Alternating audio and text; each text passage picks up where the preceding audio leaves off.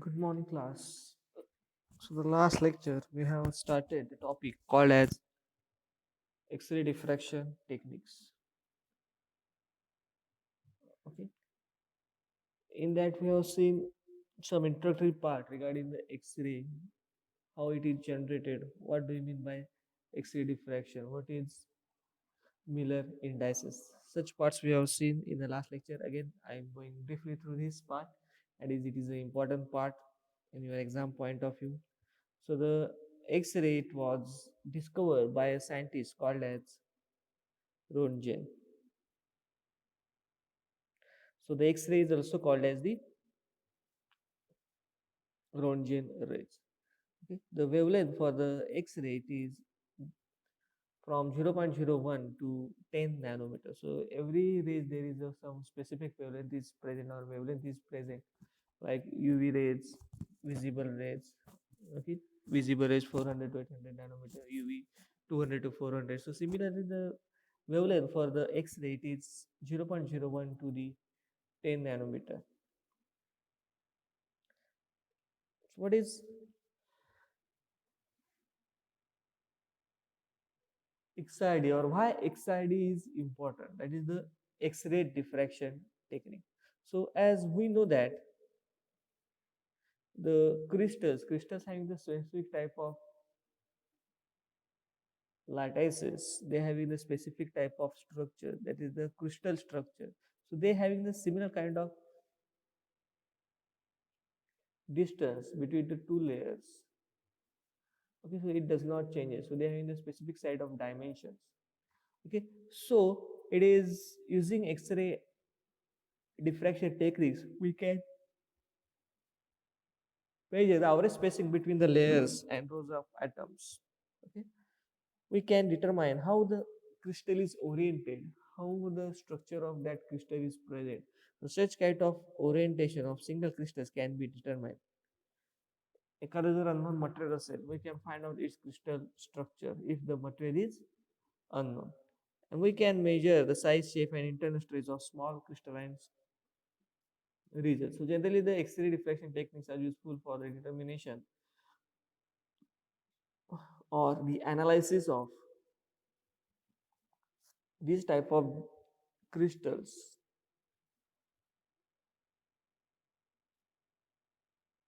Okay, for the crystal lattices or for determination or analysis of crystal, these type of techniques or the X-ray diffraction techniques are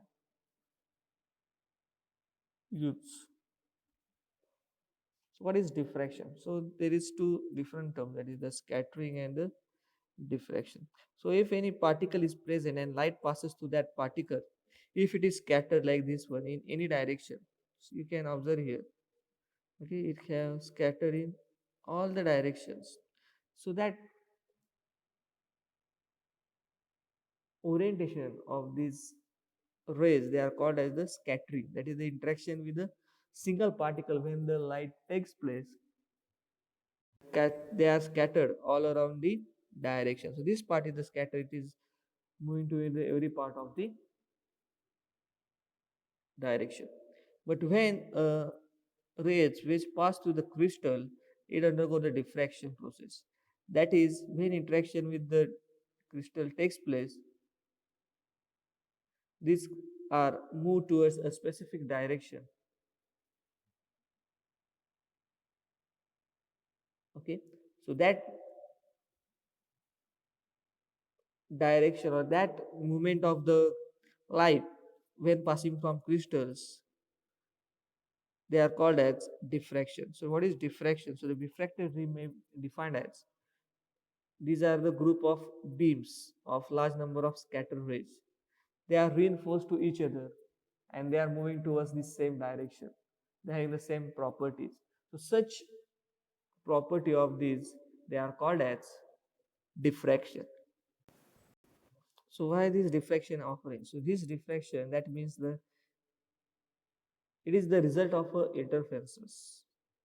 Okay, so when waves are superimposed, there may be the chances of they will reinforce each other or they may be cancel each other. But in case of diffraction, when the rays are superimposed, then the reinforcement takes place instead of cancelling each other, and such wavelength of radiation, this spreading of waves is called as the diffraction. So similarly, when the rays pass through a crystals, the scattered rays, they undergo the reinforcement, and due to the reinforcement of these, they are, after passing the crystals, they are going in the specific direction with the specific property, and it is called as diffraction.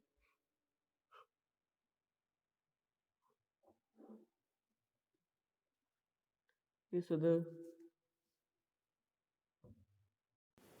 so this diffraction is occur due to the uniform spacing. It causes the interference pattern of the waves present in the incident beam of X-rays. That is the diffraction. So due to the specific spacing, if you are, this is the crystal, the layers, they having the specific distance. So first layer, second layer, they having the same distance, second, third, they having same, third, fourth. So likewise, they having the specific distance. So when the X-ray passes through crystal, due to the specific spacing, due to uniform spacing, the interfaces pattern observed. And due to the interference pattern, due to the reinforcement, these rays, they undergo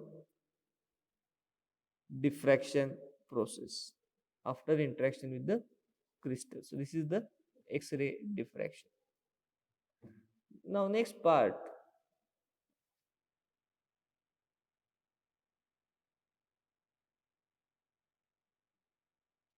how the origin of X-ray takes place, how X-rays are originated from a molecule.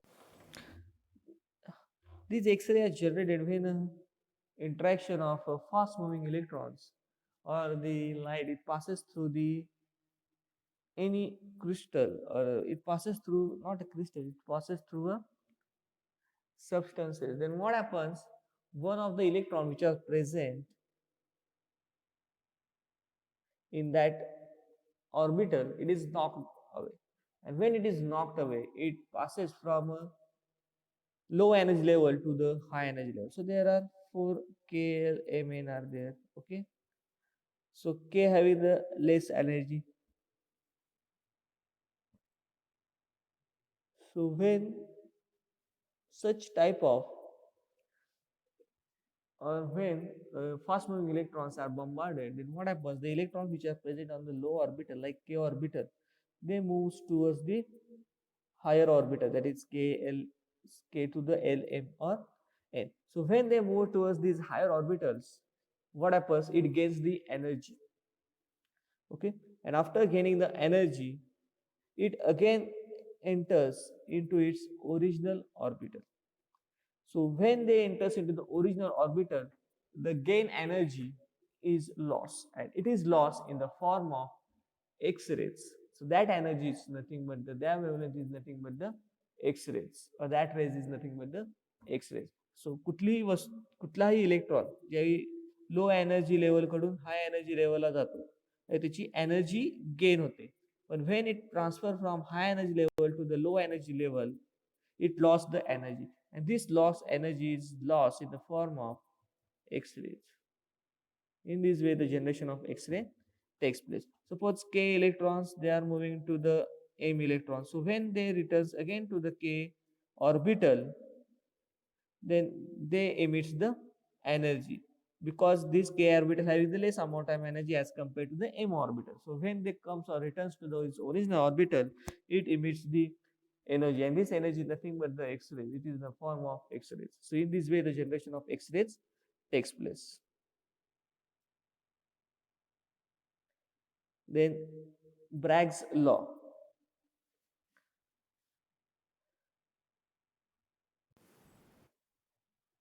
So the Bragg's law is responsible to explain the structure of crystals and molecules. Okay, so generally the structures of crystals or molecules, it can be identified or examined, analyzed by the X-ray diffraction studies. And these studies are explained, or these explained by the Bragg's law. So the Bragg's law explains the relation between X-ray light attacking into crystal or the substance and reflection it from the crystal surface. So here you can find out that if X-ray light enters or it attack on a crystal surface, it undergo reflection. Again there is a reflection. So this diffraction of these lights or the X-rays or the reflection of these X-rays, it are useful for the determination of the crystal structure, substance structure, their analysis of this structure. And this is explained by a scientist, Braggs. Hence, the law which is created, which is developed, it is called as Bragg's law. The law states that when X-ray is incident on crystal surface, what the law states, if X-ray incident on a surface of crystals, its angle of incidence, हा जो angle आहे theta, angle of incidence, will reflect back with same angle of scattering.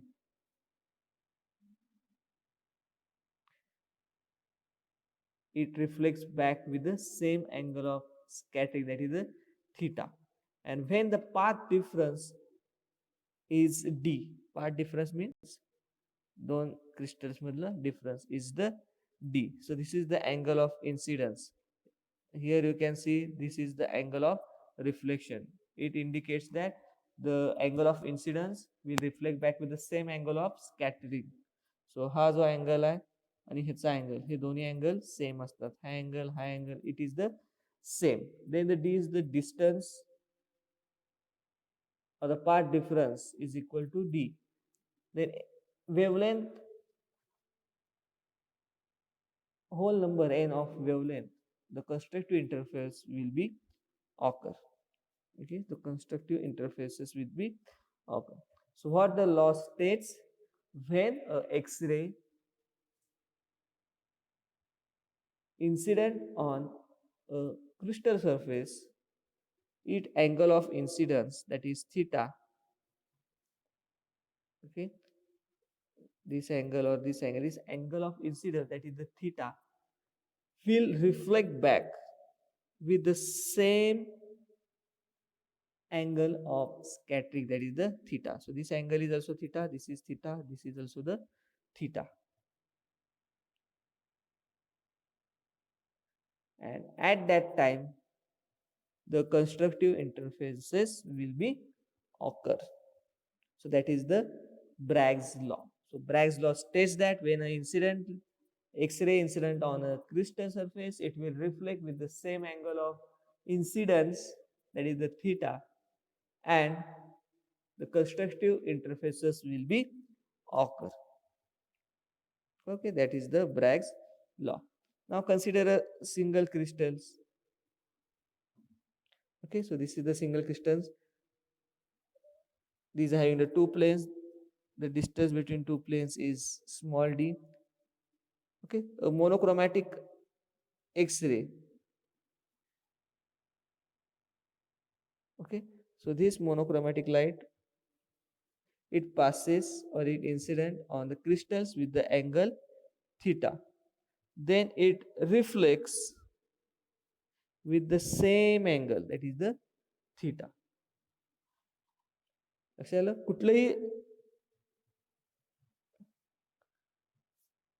कुठलेही असू दे. Okay, आता हे crystal lattice असेल, हा जर x ray असेल, हा अँगल थिटा असतो. अजून एखादा लेअर असेल, हा जो अँगल आहे हा थिटा असतो. अजून एक लेअर घ्या, अजून एक अँगल असेल, this angle is theta. So the angle of incidence is equal to the angle of reflection. And this is the property of the X-ray. And when such interfaces takes place, then the equation becomes n lambda is equal to 2d sine theta, where theta is the angle of incidence, d is the distance, lambda is the wavelength, n is the whole number, or it is any integer. That is the equation given by the Bragg. So this complete equation is called as the Bragg's law. I will tell once again. When incident X-ray reflects from a crystal lattice or from the crystal plane, they having the same angle of incidence and they having the same angle of reflection.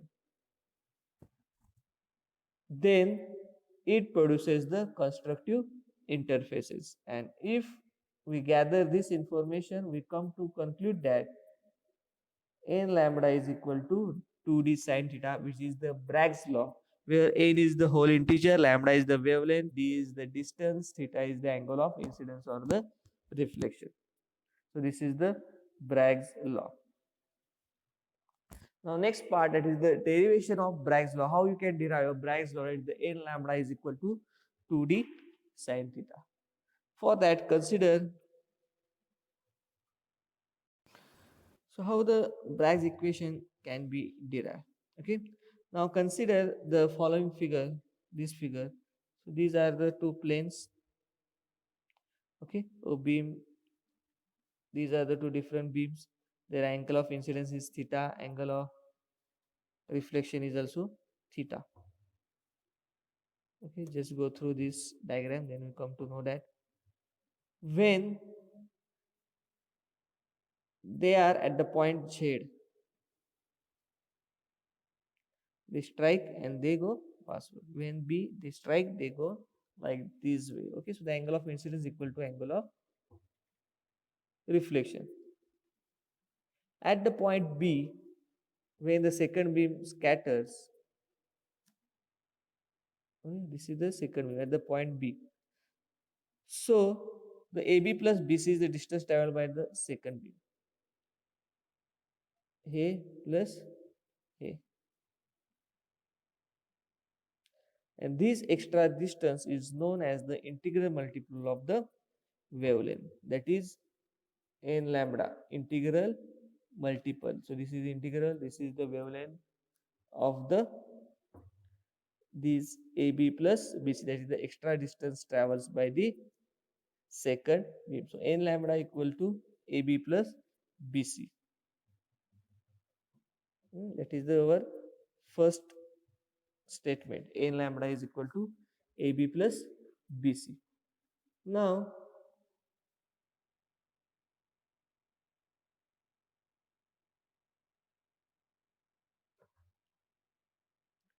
n lambda is equal to 2AB because this AB is equal to BC. This is the rule, that is the AB is BC when they are the two parallel lines. Okay, so due to these parallel lines, we can say that AB is equal to BC. That's why n lambda is equal to 2AB or 2BC.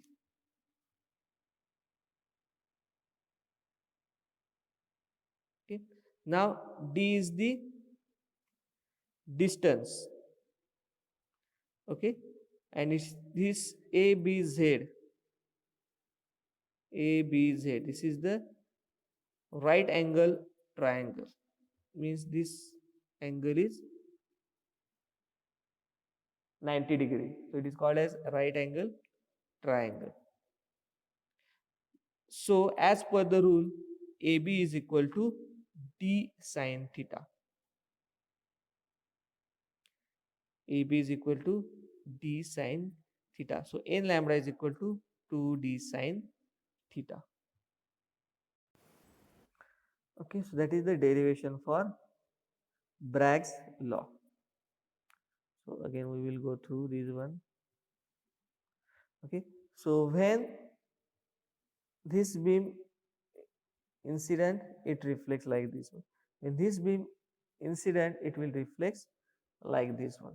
Okay, so the extra distance, which is this first beam travel by this one, so this is the extra distance traveled by the second beam, that is the AB and BC. So that is the extra distance, and this is according to law, it is nothing but the integral multiple of the wavelength. So integral multiple of wavelength means n lambda. This is integral, this is the wavelength. So n lambda is equal to AB plus BC. That is the extra distance travels by the light, X-rays. But as per right angle triangle, the law states that if it is the parallel line and right angle triangles, then this AB is equal to BC. So here distance is x असेल, this distance is also x. So AB is equal to BC. That's why AB is equal to BC. So putting this value in this one, it becomes n lambda equal to 2AB. That is the equation first. Then this is the triangle AZB. It is the right-handed triangle. That means it having the angle 90 degree. Okay, and when 90-degree angle is present, this distance AB is equal to this, आपण त्याला मराठीत कर्ण म्हणतो. कर्णाला आपण जर ह्या अँगलच्या साइनने जर multiply केलं, is the d sin theta. AB is equal to d sin theta. Put this value in this equation 1, d sin theta instead of this one, it becomes 2d sin theta. That is n lambda is equal to 2d sin theta. That is the Bragg's law. So what is Bragg's law? When a light X-ray incident on a crystal, then the angle of incidence is equal to angle of reflection. And at that time, the extra distance travels is equal to n lambda, that is the integral multiple of wavelength. It is due to the interferences of the rays. Okay, so this is the derivation of Bragg's law. Now what is Miller indices? So already we have discussed, suppose this is the axis. So axis, we know that there is x axis, y axis, z axis is present. So similarly here we can say in case of crystal lattice, h axis, k axis, l axis. So instead of x, y, z, we can say h, k and l axis. Okay, so कुठल्याही axis ला suppose x आणि z axis आहे, इथं जर एखादा point असेल तर या पॉइंटला काय असतं, व्हॅल्यू असते. these points having the value, त्याला आपण काय म्हणतो, कोऑर्डिनेट. सो इथली जी व्हॅल्यू असते आणि इथली व्हॅल्यू ही इथं दिलेली असते. सपोज इथे एक पॉइंट असेल तर त्याला व्हॅल्यू असणार एक्स ऍक्सिस पर्यंतचं डिस्टन्स 3, झेड ऍक्सिस पर्यंत 4. सो त्याचे coordinate it is the 3 and 4. लक्षात आलं मी काय म्हणतोय, त्याला जी व्हॅल्यू असते, इकडं वाय ऍक्सिस असेल, इथं जर एखादा पॉइंट असेल तर त्याला 2 व्हॅल्यूज असतात, that is the coordinate. Okay, so similarly these crystal lattices, they also having the coordinates, and these coordinates are nothing but the reciprocals of their intercepts. Okay, so crystal किंवा Miller indices काढताना आपण त्याचे reciprocal घेतो.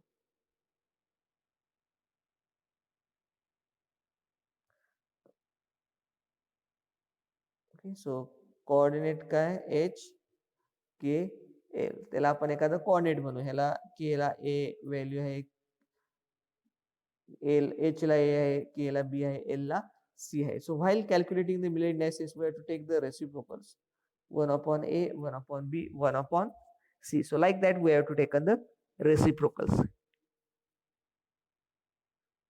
And these reciprocals of the intercepts is nothing but the Miller indices. So here you can say a b c there. So this is the crystal lattice. सगळ्या distance हे same असतं. हा point घेतला तर ह्या पॉइंटला पण तुम्हाला कोऑर्डिनेट मिळणार, ह्या पॉइंटला पण कोऑर्डिनेट मिळणार. कुठलाही पॉइंट तुम्ही घ्या यामधला जे ठळक दाखवले, they having some coordinates. So it may be the A, B or C. If we are taking their reciprocals, it results into the Miller indices. Okay, so this is about the Miller indices. So until now we have seen definition of X-ray, definition of X-ray diffraction, then Bragg's law काय आहे ते, त्याचं derivation कसं करायचं. Next, what is Miller indices. Now we move to the next part, that is the instrumentation. So what are the instrumentation which is present during the X-ray diffraction techniques? So they consist of some parts. First part, that is the generation of X-ray, that is the source is required to produce the X-ray. X-ray के असेच तयार होत आहे. There must be a source through which X-ray can be generated. Then collimator, then monochromator, then detector. मोनोक्रोमॅटर मध्ये एकतर filter वापरू शकतो आपण किंवा क्रिस्टल मोनोक्रोमॅटर वापरू शकतो. डिटेक्टर मध्ये एकतर फोटोग्राफिक मेथड वापरू शकतो किंवा काउंटर मेथड आपण. So as per the instrumentation we require source which can produce these X-rays. They are generated by a cathode ray tube. Okay, so this cathode ray tube, they generate the X-rays. Then these X-rays are filtered to produce monochromatic radiations. These radiations are then concentrated using the collimator and they are directed towards the sample. And after passing through sample, they can be detected. So that is the actually how the process goes when there is a X-ray diffraction or the generation of X-ray takes place. From the source, the X-rays are generated. Okay, radon gas असतील किंवा दुसरे काही radioactive chemicals असतील त्यापासून पण x ray generate करू शकतो. So X rays are generated. Next part, collimator. Okay, so collimator म्हणजे काय, जे X rays, suppose this is collimator. So X ray जे जनरेट झालेले असतात ते सर्व दिशांना, सर्व डायरेक्शनला पसरलेले असतात. So they pass through collimator and they are concentrated in a single direction.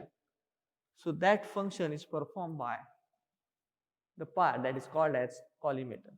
Okay, collimator चं काम काय, to concentrate all the radiations or all the X-rays in a single direction.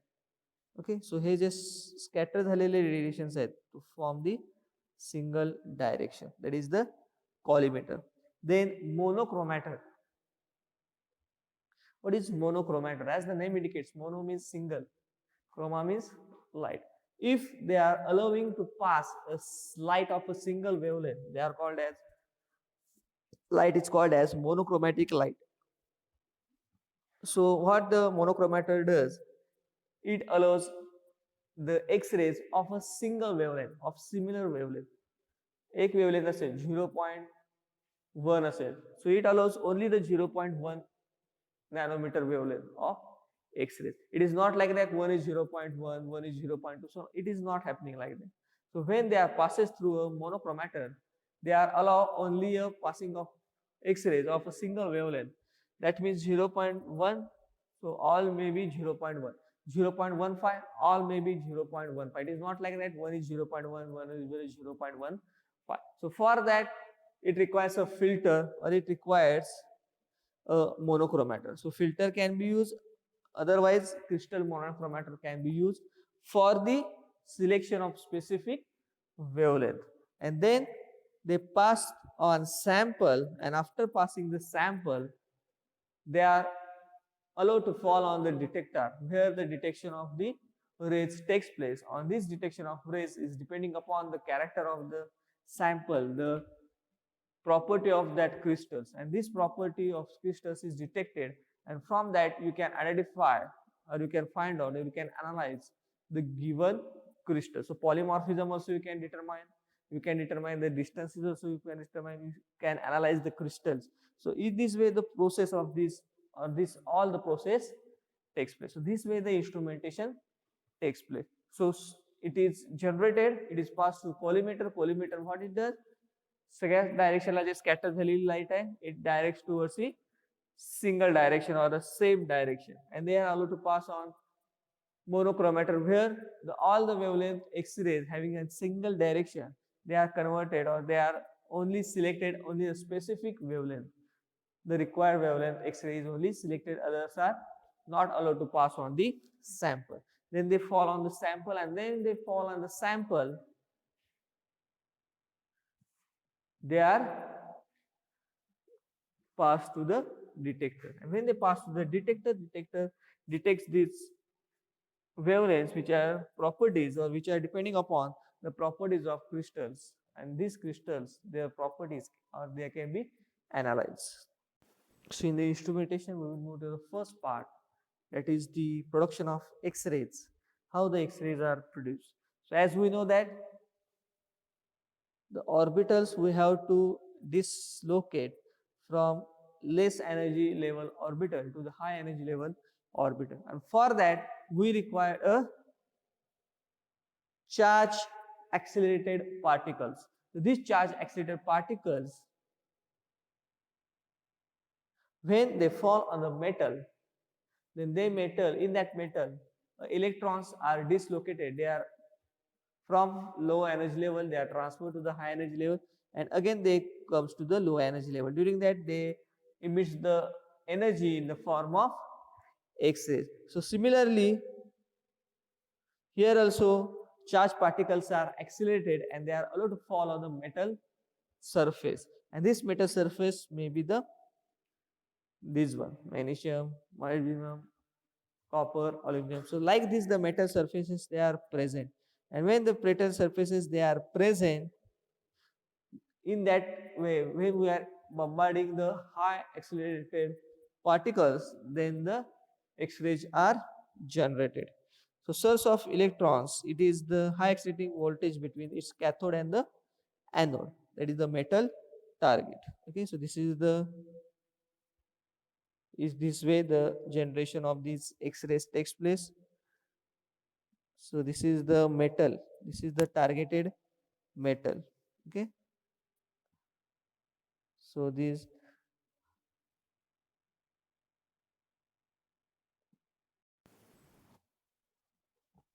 okay, so this is the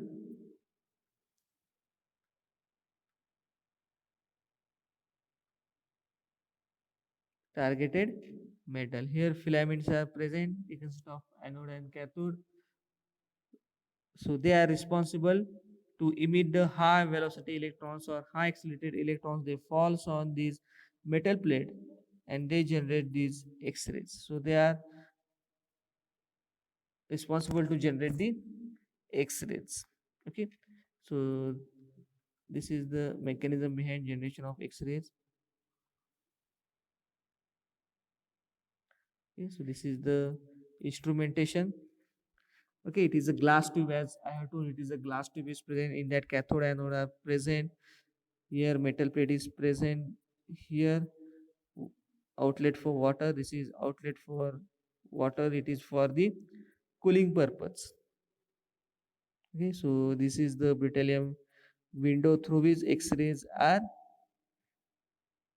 or there is a exit for the X-rays. So here the vacuum is present. This is tungsten filament. ते ज्यावेळी heat करतो त्यावेळी energy generate होते. Energy generate झालेली जी असेल ती त्या मेटलवर पडते. Here you can observe it energy generated is fall on the metal, and they are giving rise to the X-rays. Okay, as we are told that किती energy तयार होते, this energy is depending upon the which electron is dislocated from the metal surface or the atom of the metal.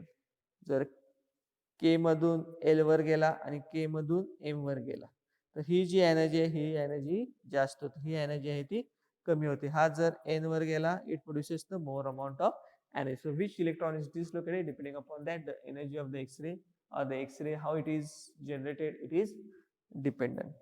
Okay, so हे जे structure आहे, that is the this structure.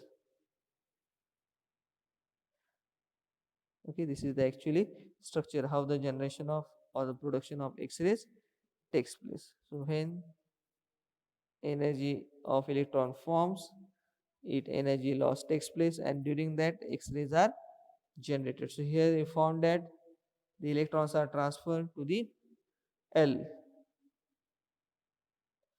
that is the L3 level, then this is to the L2, this is the L1 level. So different orbital levels they are transferred. Okay, so in this way the production of X-rays takes place. So we will stop here. The next part of the instrumentation we will see in the next lecture.